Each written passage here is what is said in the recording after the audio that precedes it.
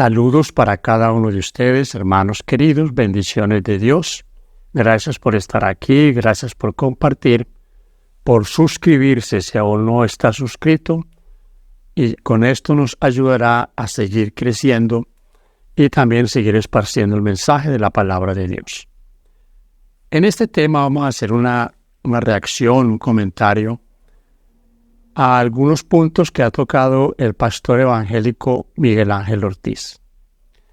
Quiero, mis hermanos, que saquemos algunas conclusiones. Quédese con nosotros hasta el final para que podamos tener un panorama completo de lo que él dice de la Iglesia Adventista del Séptimo Día. Ustedes saben que este hombre ha tenido contacto con la Iglesia, en algunos grupos, ministerios le han dado parte, y él pues tiene algunos conceptos en cuanto a la Iglesia, y aquí él está expresando algo que como en forma de, digamos, de crítica o de observación, él dice que la Iglesia no hace. ¿Cuál es el problema? Que dice Ortiz que dicen que él no cree en el espíritu de profecía, pero acusa a los adventistas de que tampoco creen en el espíritu de profecía. Así que tratemos de mirar las cosas desde un punto de vista objetivo.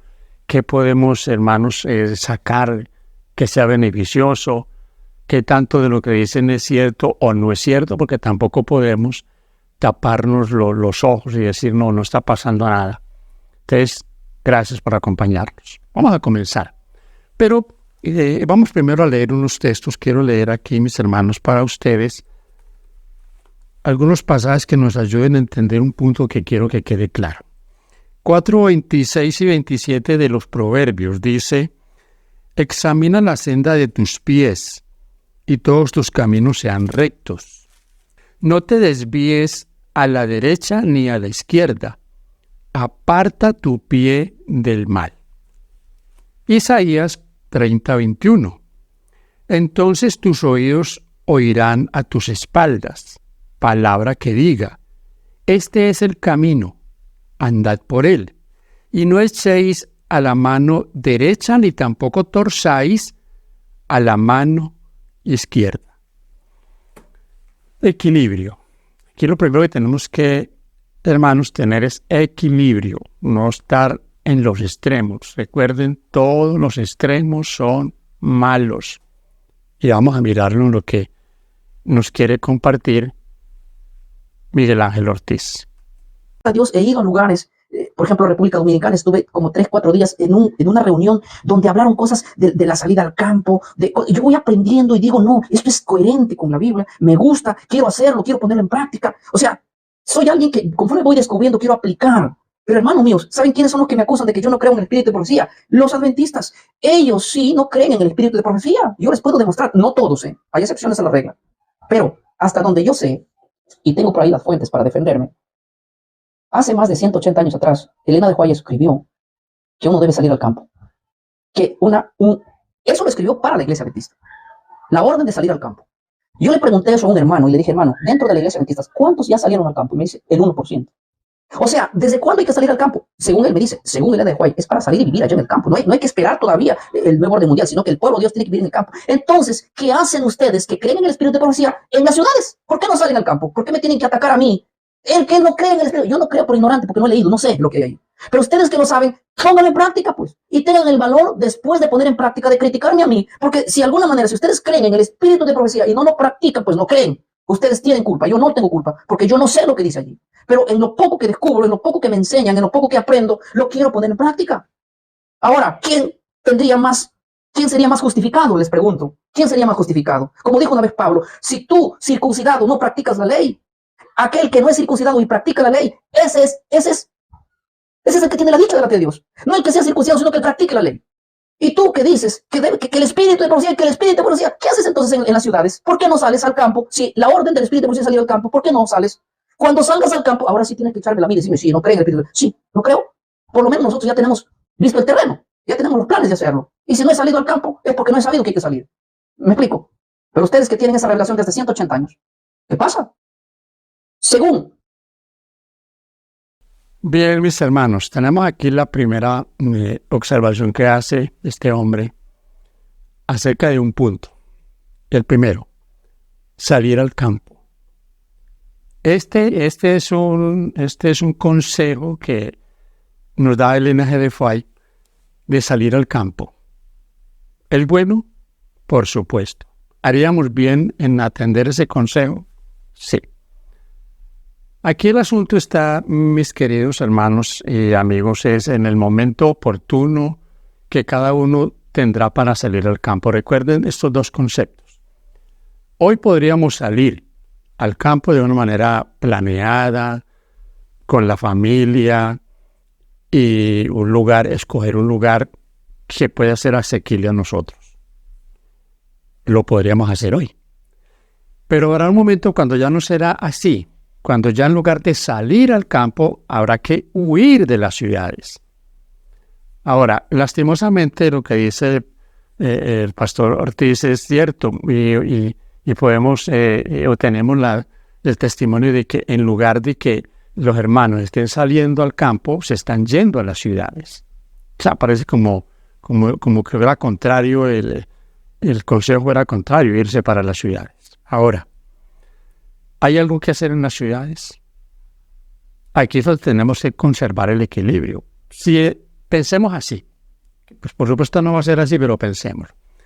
Si todos los adventistas que tienen un mensaje para este tiempo se van en desbandada al campo, dejan las ciudades, ¿qué pasaría con la gente que todavía hoy se puede amonestar? Porque supóngase que se van a ir al campo los que entienden el mensaje, los más consagrados, los más misioneros, y las ciudades van a quedar desprotegidas. Tenemos un trabajo para hacer en las ciudades. Yo tengo aquí, y en este punto, Elena G. de Fay también es muy clara. Este libro está titulado La evangelización de las ciudades. Evangelización de las ciudades. ¿Cuánta población vive hoy en la ciudad? Se tiene una estimación más o menos de un 60% o quizás algo más de personas que están en las ciudades. Hay un trabajo monumental para hacer en las ciudades, grandísimo. Yo, hermanos queridos, considero desde mi corazón que mientras el Espíritu Santo no sea derramado, pues el mensaje va a seguir llegando con mucha timidez, pero habrá un momento cuando será dado una amonestación poderosa y Dios va a usar hombres y mujeres en las ciudades, en los campos, en todo lugar.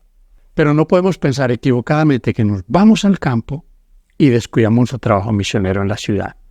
Entonces, qué bueno. Yo, mis hermanos, felicito al que ya tiene un lugarcito apartado donde tiene sus árboles frutales, una tierrita, un lugar tranquilo, donde hay tantas cosas que se pueden hacer. Y más quien tiene familia pequeña. Entonces, en este punto, hermanos queridos, todos tenemos que ser muy equilibrados.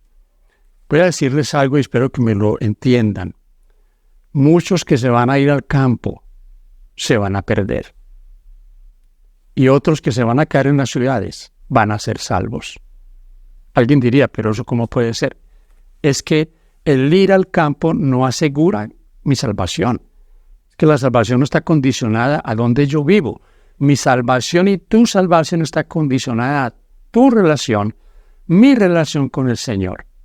Cada día yo puedo ir en el campo y tener una pésima relación con el Señor.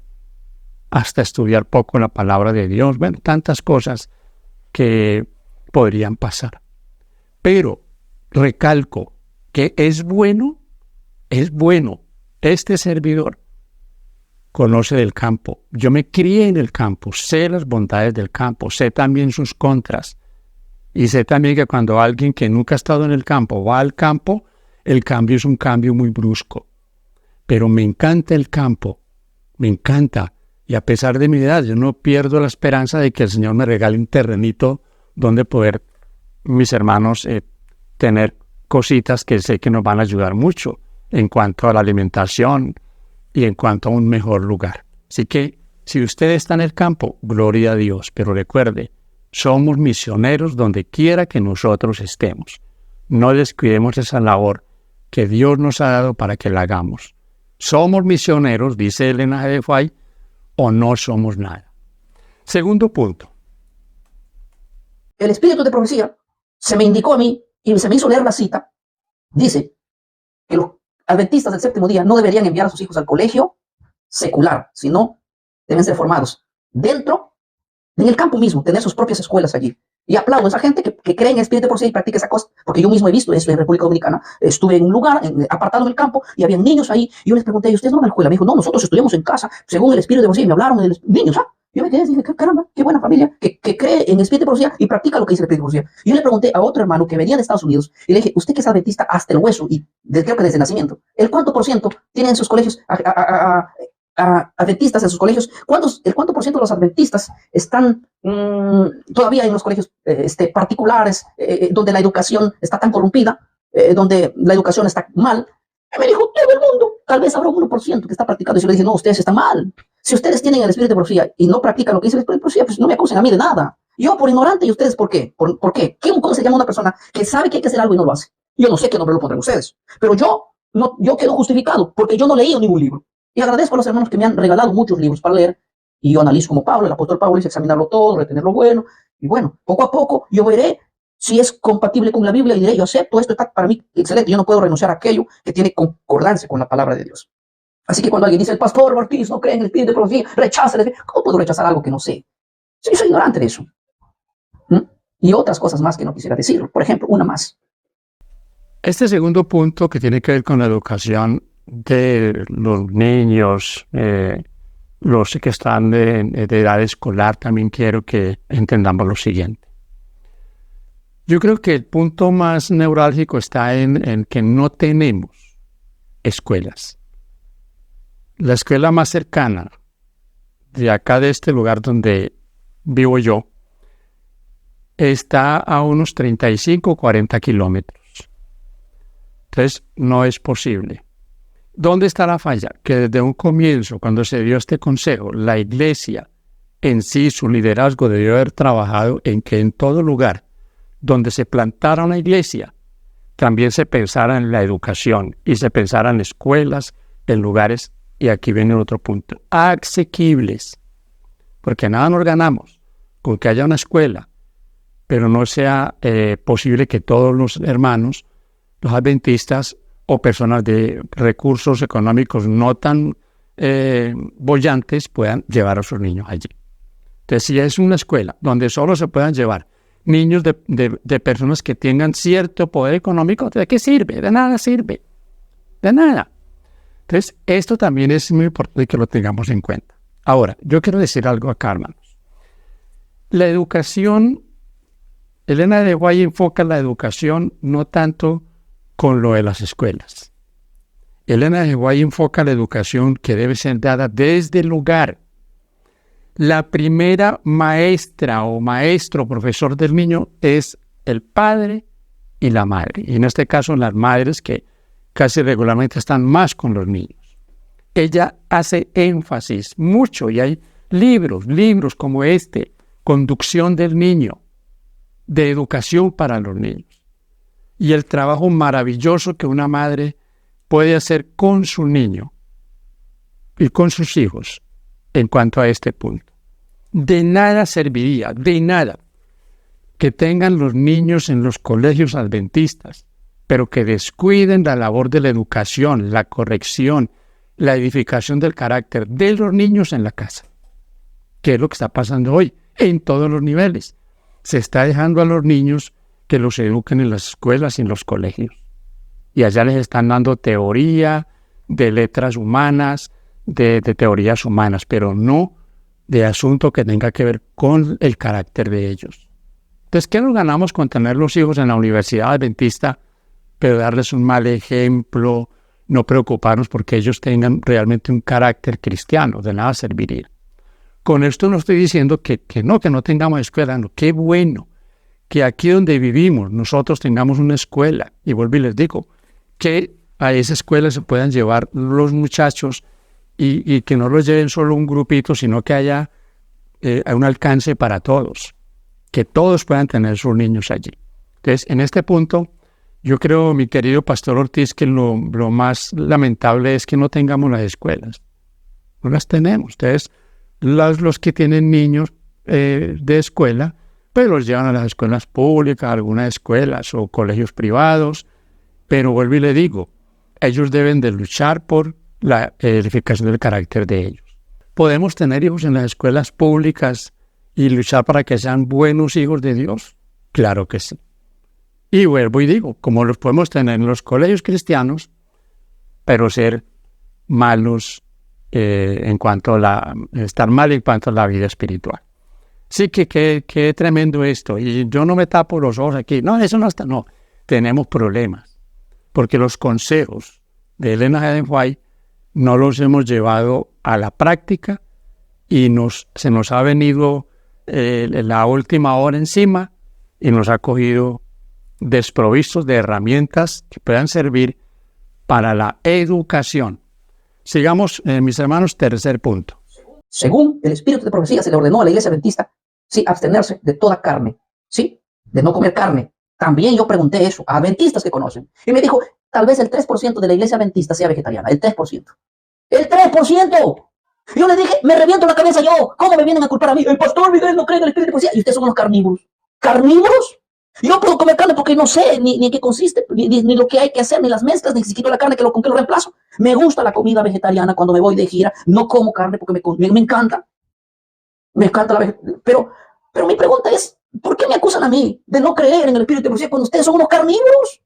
Ellen G. White dijo que ningún dirigente de la iglesia adventista, ningún pastor que gana el diezmo debería comer de las carnes. O sea, a mí me dan la información, yo leo, me documento, trato de comentarme. Y digo, miren, yo tengo tanto material para defenderme, pero no lo hago. Y discúlpenme si estoy bravo aquí. Y no estoy bravo porque con todos, sino con aquellos que dicen como que él no cree en esto, él no cree en aquello, y dale con las piedras. Y cuando yo miro a los que tienen el espíritu en sus manos, somos los hipócritas porque me acusan a mí de algo que ni siquiera yo lo sé.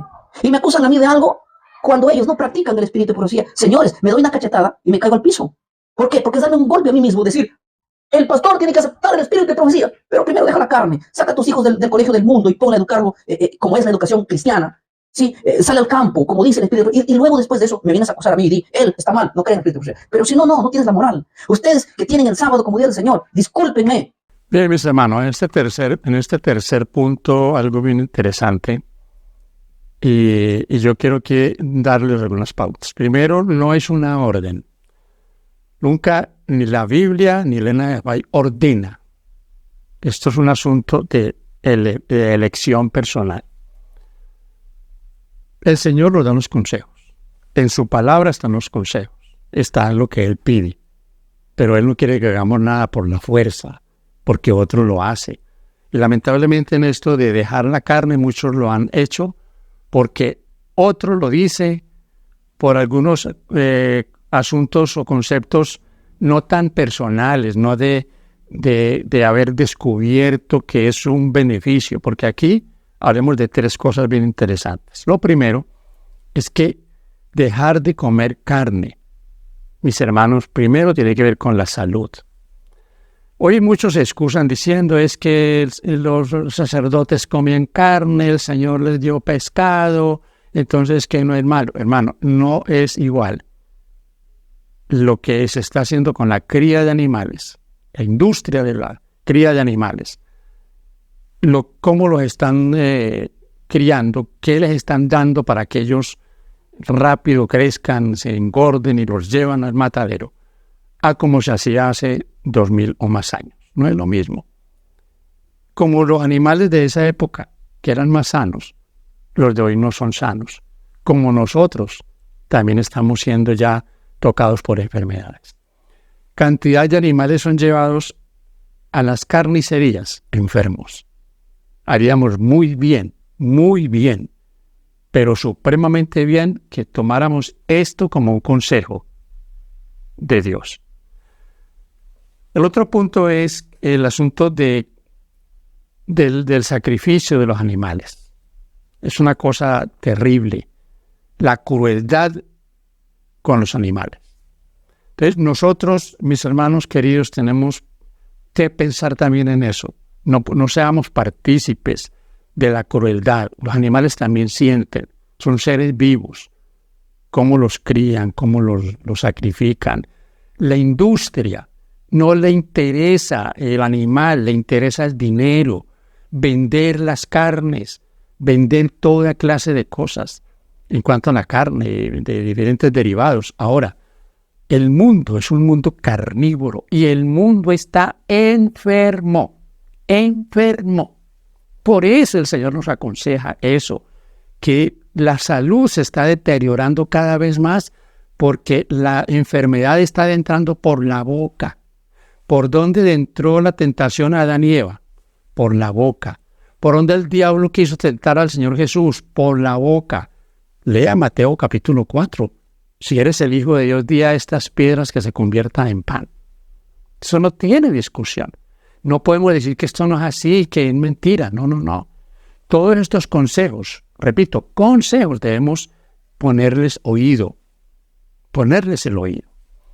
Yo tengo aquí un libro, miren, este libro, Consejos sobre el régimen alimenticio. Aquí hay muchos consejos sobre cómo nosotros implementar un régimen alimenticio saludable. Aquí está. Hay un capítulo aquí dedicado a eso, a que tengamos un plan. Porque también, mis hermanos, ella habla de los extremos en el cambio. Y todos los extremos son malos. Yo por eso les había leído los textos de El Equilibrio. ¿Cuáles son los extremos? Algunos que dicen que no, que hay que comer carne porque la Biblia no lo prohíbe. Esos son extremos. Se van al extremo donde dicen, muéstrenme un texto en la Biblia donde diga que no se puede comer carne. Y el otro extremo es que dejan de comer ciertos alimentos, ciertas comidas, ciertos preparativos con carne, pero descuidan su alimentación. Y podemos llegar a dar también un mal testimonio en esto. Porque si nuestra salud comienza a deteriorarse por una alimentación deficiente, pues ¿qué va a pasar? Pues que los que se van a dar cuenta que estamos en esa condición, porque somos vegetarianos, van a decir, vea, no, yo no quiero ser vegetariano ni ser adventista porque mire cómo se está poniendo. Ese señor, esa señora, mírelo cómo está, pobrecito.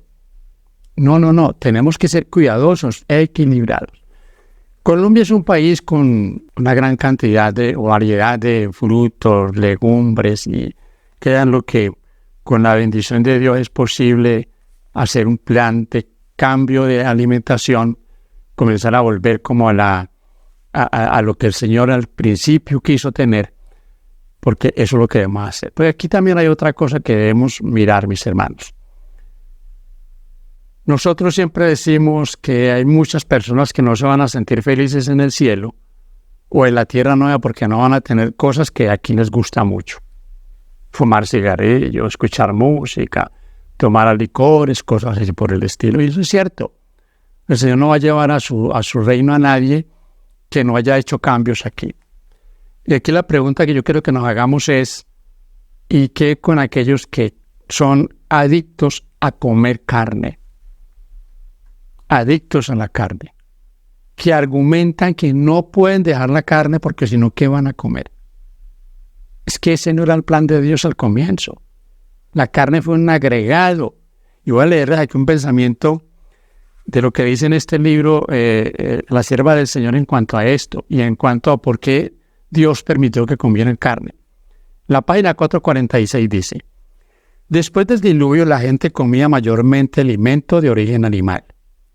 Dios vio que las costumbres de los hombres se habían corrompido y que Él estaba dispuesto a exaltarse a sí mismo en forma orgullosa contra su Creador y a seguir los dictámenes de su propio corazón. Y permitió, ¿quién permitió? Dios. Y permitió que la raza longeva comiera alimentos de origen animal para abreviar su existencia pecaminosa. Pronto, después del diluvio, la raza humana comenzó a decrecer en tamaño y en longevidad. Tremendo pensamiento, mis hermanos. ¿Se imagina usted hoy por qué entonces está tan deteriorada la salud? los hospitales a reventar por la alimentación, por este ambiente que tenemos. Claro, hemos llegado a una situación muy complicada con la salud. Antes del diluvio vivían muchos años. Y usted va a ver que después del diluvio comenzó a decrecer esa edad de ellos. Y luego dice el Salmo que el que más son 80 y eso con muchos dolores. Pero fíjense que ese fue uno de los puntos que aquí, como dice, Dios permitió que se comiera carne para que no fueran pecadores de 150, 200 años, rebelados contra Dios. ¿Usted se imagina un Hitler viviendo 200 años? Un José Stalin o un Garavito aquí en Colombia viviendo 150, 200, 300 años. No, sería una desgracia más terrible. Entonces, el comer alimentos de origen animal ha abreviado la vida pecaminosa de los seres humanos. Está aquí, yo lo creo. Entonces, mis hermanos, ¿hacemos bien en cambiar nuestro régimen alimenticio? Sí. ¿Por qué? Porque yo repito, en el cielo y en la tierra nueva, la alimentación no tendrá nada que ver con asuntos de origen animal. No habrá más muerte ni de animales absolutamente. Se va a cumplir lo que el Señor dijo por medio de Isaías. La osa y el cordero pasarán juntos. El león comerá paja como el buey. Los cachorros de unos y otros andarán juntos, jugarán juntos.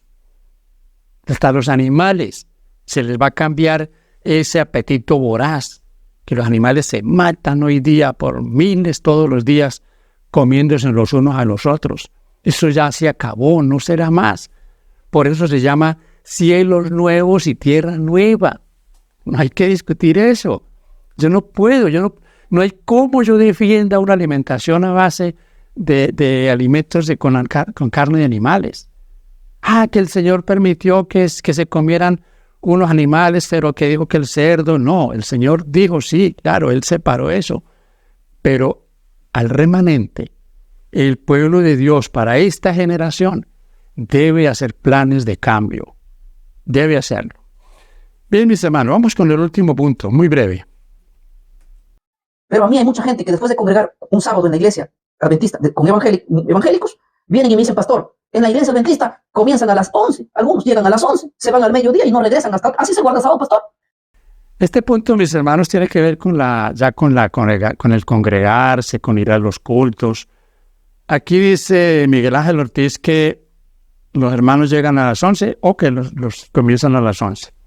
Pues algunos sí llegan a las 11, 10 de la mañana. En Colombia, en el horario de Colombia, los templos se comienzan a abrir a partir de las 8 de la mañana en muchos lugares. Faltando unos 20 minutos para las 9 comienza la alabanza. Y lamentablemente hay que decirlo, eso no es mentira. A esa hora, la gran mayoría de la hermandad no llegan unos poquitos, participan de la alabanza. Y no debería ser así. Se supone que el sábado no es mío, es del Señor. Entonces, ¿por qué yo voy a llegar tarde a esa cita tan importante con el Rey? ¿Por qué? Esa es una valencia. Y lo que dice el pastor Ortiz, se van y no vuelven. Claro, es que algunos no vuelven. La gran mayoría no vuelve.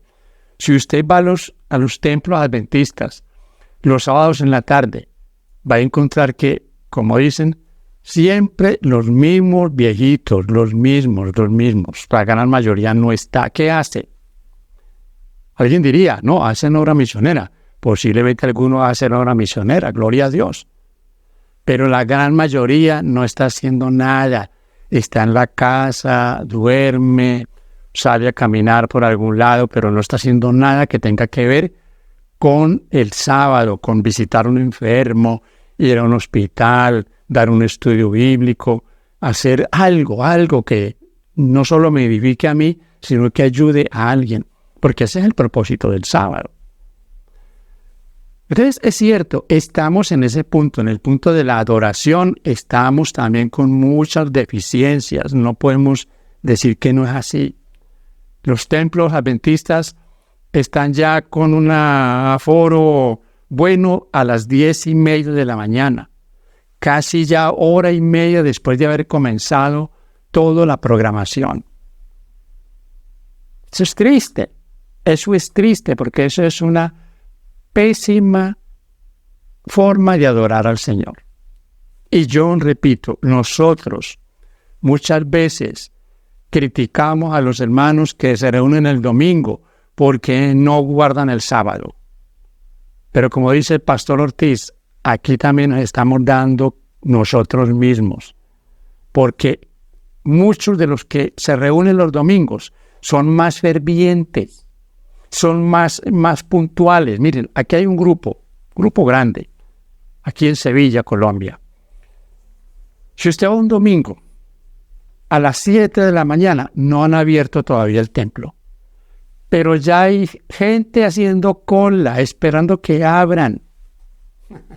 Increíble. Y así los criticamos porque no guardan el sábado. Y los guardadores del sábado, que es el mandamiento del Señor, no el domingo, sino el sábado, llegan tarde y muchos llegan como con más ganas de irse que de quedarse. Porque en los templos, los sábados, es un movimiento, entran, salen los pasillos, los baños, no hay quietud. Muchos ni siquiera escuchan lo que se dice. En eso estamos mal. Vamos a decir que no. Por Dios. Los cultos en la semana ni hablar. Vuelvo y repito, los mismos viejitos de siempre. Iglesias de 100, 200, 8, 10, 15 hermanitos y los demás. ¿Dónde están? Ay, hermanos, y vamos a lamentar el descuido que estamos teniendo ahora. Lo vamos a lamentar si no cambiamos esto, si no nos reformamos, si no nos reavivamos por la gracia del Señor. Hablamos mucho de reavivamiento y reforma, pero eso es un bla, bla, bla, porque no pasa nada. Muchos pasan todos los consejos por alto. Esto es una amonestación, hermanos, que el Señor nos está dando. Esto no es un regaño, esto es una amonestación. Despertemos, por favor, despertemos. ¿De esa manera queremos estar con el Señor en su reino? ¿Será que sí? ¿Qué nos hace pensar que hoy guardamos el sábado de forma descuidada, llegamos tarde, dormimos, no hacemos nada, y que cuando venga la imposición del domingo como un día obligatorio, así lo vamos a guardar de verdad? No, hermano. O lo hacemos ahora, o cuando venga una imposición, una restricción a guardar el sábado como debe ser, vamos a salir corriendo. Eso es claro. Por eso es que dicen, hermanos, la gran mayoría de los que va a terminar la obra no va a estar en la iglesia, no está en la iglesia hoy. Esta es la iglesia militante. La iglesia triunfante todavía no ha aparecido. Por eso es que debemos pensarlo. ¿Se tiene que cumplir eso con nosotros? No. Si se cumple es por mi negligencia, por mi pereza, por mi falta de relación con el Señor. De lo contrario, mi hermano, si usted comienza... Ahora, puede estar hablando para alguien que es muy ferviente, muy entregado al Señor, hace las cosas, guarda bien el día de reposo, es misionero. Hermano, Dios lo bendiga, adelante, siga así, porque créalo que esos son principios de que más adelante, cuando vengan los problemas, vamos a estar ahí, no vamos a salir corriendo. Pero el descuidado, el indiferente, saldrá corriendo. Yo aquí, mis hermanos, vuelvo y repito, le doy la razón al pastor Ortiz en muchas cosas, porque son ciertas. Pero esto es un asunto individual. Y recuerden, en todos estos puntos, el salir de las ciudades, la educación de los hijos, en cambio de alimentación y en adoración, eso lo vamos a hacer estando aquí. En San Juan, capítulo 17, versículos 15 y 16, dice: no ruego que los quites del mundo, sino que los guardes del mal. Están en el mundo, pero no son del mundo. Usted puede estar en el mejor lugar y estar lejos de Dios. Pero usted puede estar en el lugar más corrompido y estar tomado de la mano de Dios. Ser un testimonio con el que va a condenar Dígame bien, de alguna manera entiéndamelo, a condenar a todos los impíos. ¿Cómo los condenaba Enoc? Enoc los condenaba por su forma de vivir. Y Enoc estaba en un mundo corrompido.